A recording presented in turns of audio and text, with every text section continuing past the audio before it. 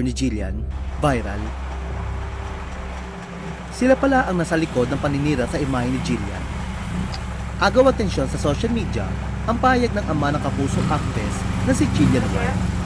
Matapos itong tuluyang basagin ang katahimikan sa gitna ng mga kontrobersyang kinasasakutan ng kanyang anak. Sa gitna ng mainit na isyu tungkol sa di umano'y pagkakaroon ng sugar daddy ni Jillian, nagsalita na si Elson Penson, ama ng actress, upang linawin ang lahat. Matatanda sa nakalipas sa mga linggo at maging taon, naging sentro ng usapan sa social media si Jillian matapos kumalat muli ang mga lumang alikasyon tungkol sa kanyang umano'y koneksyon sa ilang mayayamang lalaki. Kabilang pa raw ang isang lalaking personalidad sa politika. Maraming netizen ang nagtaka kung paanong sa murang edad ay nagkaroon ng ilang luxury cars at nagawang magtao sa marangyang debu ang aktres.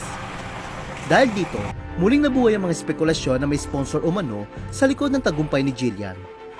Bagay na matinding itinanggi mismo ng aktres sa panayam niya kamakailan kay Boy Abunda.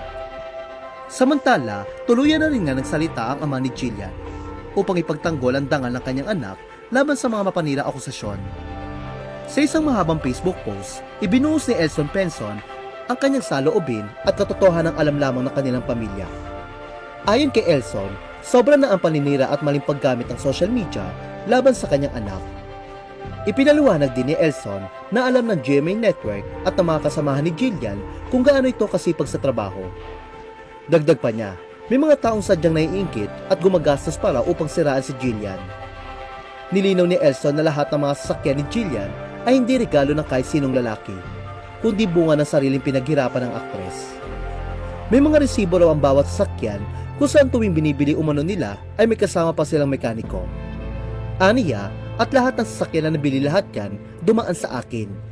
Kada sahod niya, sinisend sa akin nung panahon na yan dahil nasa lock-in taping siya. Lahat yan may resibo at picture na ako ang bumili at transfer ng pera niya sa akin. At may mga mekaniko na kasama para ma-check kung maayos pa ang mga sasakyan.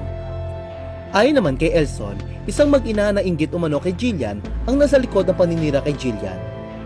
Aniya, yung naninira na saan ang resibo, yung mag-inang inggit, wala nang ginawa kundi siraan ng anak ko.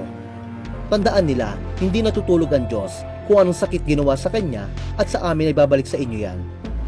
Sa uli, iginit ni Elson na hindi deserve ni Jillian na makaranas ng ganitong klase ng matinding paninira at panghuhusga. Lalo't lahat ng kanyang tinatamasa ay bunga ng sariling pagsisikap at dedikasyon. Ipinahayag pa niya na si Jillian ay isang mabuting anak, kapatid, kaibigan at katrabaho. Isang taong may malasakit sa kanyang mga tagahanga at higit sa lahat at matakot sa Diyos.